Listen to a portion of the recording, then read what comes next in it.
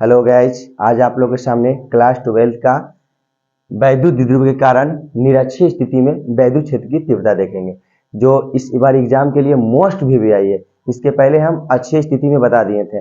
आज हम लोग देखेंगे वैद्युत द्विध्रुव के कारण निरक्षीय स्थिति में वैद्युत क्षेत्र की तीव्रता ज्ञात करें। देखिए, सबसे पहले क्या करेंगे, लिखेंगे आंसर। सबसे पहले कह रहा है कि वैद्युत द्विध्रुव के कारण निरक्षीय स्थिति में वैद्युत क्षेत्र की तीव्रता ज्ञात करें। तो इसमें से कुछ लिखना भी रहता है, उसके लिए पहले हम लिख भी सकते हैं। रटना नहीं है, टेक्निक से लिखना है। कैसे क्या? तो सबसे पहले क्या करेंगे, माना एक वैद्युत द्विध्रुव लेंगे। एक वैद्युत द्विध्रुव लेते हैं ए बी, ध्यान दीजिएगा, ठीक है। ए बी एक वैद्युत द्विध्रुव लेंगे, ए और बी। ए बी एक क्या लिए? वैद्युत द्विध्रुव लिए। तो यहाँ लिख देना है, लिखते भी चलना है। लिखना है क्या? माना एक वैद्युत ध्रुव ए बी, ठीक है, ए बी। फिर क्या? ए बी है जो क्रमशः माइनस क्यू तथा प्लस क्यू से मिलकर बना है। माइनस क्यू और प्लस क्यू से मिलकर बना है। लिख देंगे क्या? ए बी, माना एक वैद्युत ध्रुव ए बी जो क्रमशः माइनस क्यू तथा प्लस क्यू आवेश से, माइनस क्यू तथा प्लस क्यू आवेश से मिलकर बना है, ठीक है। यहाँ तक क्या किए? माना एक वैद्युत द्विध्रुव लिए जो माइनस क्यू तथा प्लस क्यू आवेश से मिलकर बना है, तो वही लिख दिए। माना एक वैद्युत द्विध्रुव ए बी जो क्रमशः माइनस क्यू तथा प्लस क्यू आवेश से मिलकर बना है, ठीक है। इसकी लंबाई 12 है। इसकी लंबाई कितना है? 12, मतलब यहां से लेके यहां तक इसकी लंबाई 12 है। क्या है? इसकी लंबाई 12 है। तो यहां लिख देंगे इसकी लंबाई 12 है। क्या है? इसकी लंबाई 12 है। ले लिए, यहां से लेके यहां तक लंबाई 12 है। अब क्या करेंगे? इसके बाद पहले क्या किया? माना कि एक वैद्युत ध्रुव ए बी ले लिए जो माइनस क्यू और प्लस क्यू आवेश से मिलकर बना हुआ है और इसकी लंबाई 12 है। इसकी लंबाई कितना है? 12 है। अब क्या करेंगे, ध्यान देना, इसकी लंबाई 12 ले लिए। अब द्विध्रुव के मध्य बिंदु क्या है? यहाँ पे है। इसको द्विध्रुव के मध्य बिंदु O है। द्विध्रुव के मध्य बिंदु O है। ये भी लिख देंगे। क्या लिख देंगे? द्विध्रुव के मध्य बिंदु O से अच्छी स्थिति में जाते थे तो इधर बढ़ेंगे, लेकिन अभी निरक्ष स्थिति में जाएंगे, माने ऊपर की ओर। O से निरक्ष में R दूरी, निरक्ष में ऊपर जाइए इसका, ठीक है। निरक्ष में R दूरी, इसका यहां से लेके यहां तक R दूरी पहले लिख दीजिए। निरक्ष में R दूरी पर एक बिंदु P है जिस पर अच्छे कहेगा तो इधर चलेंगे। निरक्ष में एक बिंदु ले लेंगे, इसका बिंदु का नाम P है। यहां से लेके यहां तक दूरी R है। क्या किए? यहां से यहां तक दूरी कितना है? R है। एक ए बी वैद्युत ध्रुव लिए, ठीक है, जो माइनस क्यू और प्लस क्यू आवेश से लेकर मिलकर बना हुआ है। इसकी लंबाई 12 है, ठीक है। फिर लिखे क्या? द्विध्रुव के मध्य बिंदु O से, द्विध्रुव के मध्य बिंदु O से निरक्ष स्थिति में कोई बिंदु P है जो R दूरी पर है। कोई बिंदु P है जो R दूरी है, जिस पर वैद्युत क्षेत्र की तीव्रता ज्ञात करना है। जिस पर वैद्युत क्षेत्र की तीव्रता ज्ञात करना है। इसको रटना नहीं है, आपको कभी नहीं रटना है। यहां तक कर दिए। क्या करें? एक फिगर लिए, फिगर के साथ साथ इधर लिख दिए। इतना काम करने से मेरा 2 नंबर का काम हो गया। अगर इतना हम काम कर देते हैं, एग्जाम में ना पूछाता है तो इतना करते हैं तो 2 नंबर मिल जाएगा। क्या किए? वैद्युत ध्रुव के कारण निरक्षीय स्थिति में वैद्युत क्षेत्र की तीव्रता ज्ञात करना था। सबसे पहले क्या किए? माना एक ए बी द्विध्रुव लिए, वैद्युत द्विध्रुव लिए, वही लिख दिए। माना एक वैद्युत ध्रुव ए बी लिए। क्या लिए? फिर क्या किए, जो माइनस क्यू तथा प्लस क्यू आवेश से मिलकर बना है वही लिखे, जो क्रमशः माइनस क्यू तथा प्लस क्यू आवेश से मिलकर बना है, जिसकी लंबाई 2l है, इसकी लंबाई 2l है। ठीक है, फिर क्या किए, द्विध्रुव के मध्य बिंदु O से निरक्ष में r दूरी पर है एक बिंदु P है, जो वैद्युत क्षेत्र की तीव्रता ज्ञात करना है। ठीक है, यहां तक हो गया होगा। तो अब आगे बढ़ेंगे, थोड़ा सा जगह चाहिए हमको। देखिए ये हो गया, जिस पर वैद्युत क्षेत्र की तीव्रता ज्ञात करना। क्या बोले थे, मध्य बिंदु से ले गए थे, यहाँ पे मध्य बिंदु से O से एक बिंदु P था, अब इस पर वैद्युत क्षेत्र की तीव्रता ज्ञात करना। अब यहाँ के बाद क्या करेंगे, इससे इसको मिला लेंगे, थोड़ा बड़ा हो गया, कोई बात नहीं है, स्केल से कर लीजिएगा, पेंसिल से, जो भी चित्र वाला काम रहता है पेंसिल से। ठीक, इधर से इसको यही मिला देंगे। ठीक है, ये यहां से यहां तक 2l है, तो इसको l दे देते हैं, इसको l दे देते हैं। ठीक है, यहां तक। अब क्या करेंगे, यहां से अगर ये रेखा को अगर हम आगे की ओर बढ़ाते हैं ऐसे, ठीक है, तो ये रेखा को फिर आगे बढ़ाएंगे। ठीक, ये क्या हुआ, एक जब ये लंबवत खड़ा किए तो वो ये जो ऊर्ध्वाधर होगा वो अपने आप हो जाएगा, इधर भी आएगा। ठीक, फिर इधर जब ये गया, ये रेखा गया वेक्टर, जब दो रेखा को वेक्टर काटता है तो आपस में विभोजित हो जाता है, तो यहाँ पे भी ये हो जाएगा। अब विभोजित होकर जब लंबवत होता है तो वो साइन थीटा में या कोस थीटा में विभोजित होता है।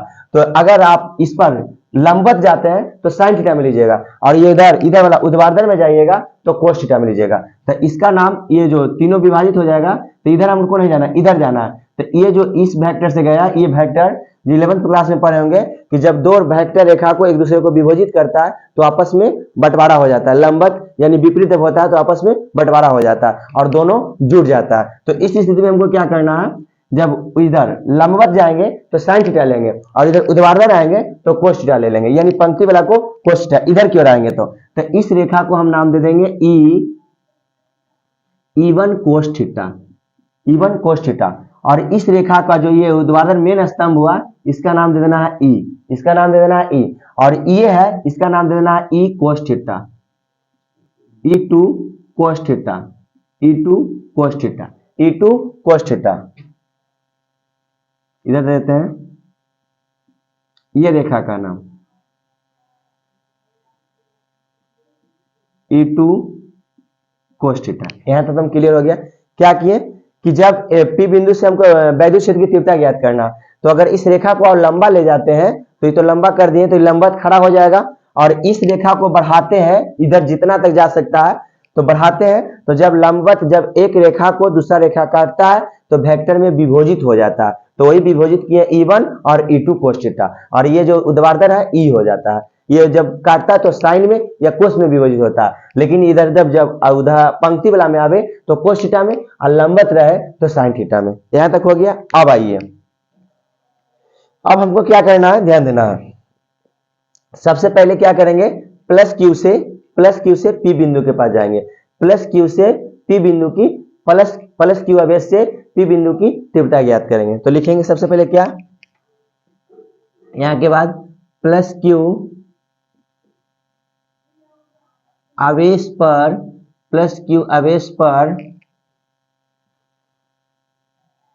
बिंदु P प्लस क्यू आवेश से बिंदु P पर तीव्रता,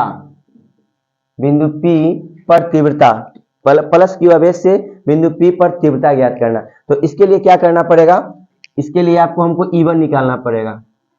तो E1 का फॉर्मूला क्या होता है, E1 बराबर क्या होता है, 1/4 pi epsilon not into Q बटा R स्क्वायर होता है, Q बटा R स्क्वायर। ये तो E1 का फॉर्मूला हो गया। ठीक, E का वैद्युत क्षेत्र की तीव्रता का 1/4 pi epsilon not into Q बटा R स्क्वायर। अब क्या करेंगे, 1/4 pi epsilon not into Q तो दे देंगे R स्क्वायर मेरा R कौन है, प्लस Q से P की दूरी मेरा BP है, प्लस Q से P की मेरा दूरी है तो BP है, तो लिख देंगे BP के स्क्वायर। अब मुद्दा क्या फंस जाता है, अब बीपी तो हमको पता नहीं है, बिना बीपी निकाले तो बनेगा नहीं। तो सबसे पहले यहाँ पे हम लोग पाइथागोरस प्रमेय का प्रयोग करेंगे। पाइथागोरस प्रमेय का क्या करेंगे प्रयोग, यहाँ से ये आधार हो गया, ये लंब हो गया, ये कर्ण हो गया, तो हम लोग को कर्ण निकालना पड़ेगा। क्या निकालना पड़ेगा, कर्ण निकालना पड़ेगा। थोड़ा सा किसका कॉल है, करने दो। हेलो, ठीक है, तो क्या हो जाएगा, प्लस बीपी स्क्वायर हो गया और 12 हो गया। तो क्या कर्ण निकालना पड़ेगा पाइथागोरस प्रमेय से। तो पाइथागोरस प्रमेय से कर्ण कैसे निकालते हैं, यानी पीबी निकालना है। तो पीबी कैसे निकालेंगे, ध्यान देना, बीपी, सॉरी पीबी बोले चाहे बीपी कोई दिक्कत नहीं है। बीपी बराबर, यानी कर्ण बराबर फॉर्मूला होता है रूट अंडर लंब के स्क्वायर। तो लंब कौन हो जाएगा, लंब हो जाएगा आर के स्क्वायर, आर के स्क्वायर प्लस आधार कौन हो जाएगा एल, तो एल के स्क्वायर दे देंगे। ये मेरा क्या निकल गया, कर्ण, यानी बीपी की जगह पे हम ये लिख देंगे, बीपी की जगह के ये रख देंगे। देखिए क्या करेंगे, फिर यहाँ के बाद क्या करेंगे, 1/4 pi epsilon not into Q बटा बीपी। बीपी क्या है, तो बीपी ये है, तो बीपी के स्क्वायर है, बीपी के स्क्वायर है। थोड़ा सा जगह नहीं मिल रहा है, नहीं जना रहा है, तो क्या बोलता है, यहां तक आप लोग को आशा करता हूं ये हम बीपी का स्क्वायर बताएंगे। इतना तक आप लोग का स्क्रीनशॉट ले लीजिए, ये हम मिटाने वाला है, ठीक है। अगर बीच में कहीं भी दिक्कत हो तो आपको कॉन्टेक्ट नंबर है 88 73 54 64 50। कोई भी दिक्कत हो तो आप इस व्हाट्सएप पे मैसेज भी कर सकते हैं। स्क्रीनशॉट ले लीजिए, इसके बाद बताते हैं बीपी का मान रख के। देखिए यहाँ के बाद इवन क्या है, 1/4 पाई एप्सिलॉन नॉट क्यू बटा बीपी स्क्वायर। बीपी क्या है, कर्ण है, कर्ण के रूप में। तो यहाँ मान रखेंगे बीपी का, तो इवन बराबर 1/4 pi epsilon not into Q बटा बीपी के रूप में मेरा कौन आया, आर स्क्वायर। तो स्क्वायर से रूट क्या हो जाएगा, कट जाएगा, तब बच जाएगा R square plus L square. ये समीकरण फर्स्ट हो गया, ये समीकरण फर्स्ट हो गया। अब E2 निकालेंगे। तो E2 निकालेंगे, तो E2 निकालने के लिए क्या करना पड़ेगा, तो हम लोग ये देखेंगे, यहाँ पे लिख देते हैं, चूंकि क्या बोलता है पीए या एपी, एपी के बराबर कौन है, बीपी।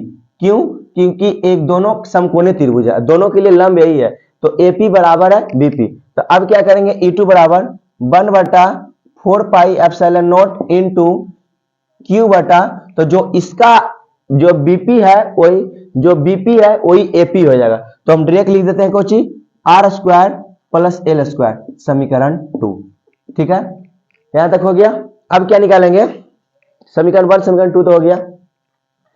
अब ये बिंदु P पर परिणामी तीव्रता निकालेंगे। तो उस स्थिति में जब ये बिंदु P पर परिणामी तीव्रता निकालेंगे तो ये E बराबर हो जाएगा, ये दोनों जुड़ जाएगा, E1 और E2 जुड़ जाएगा। तो लिखेंगे क्या,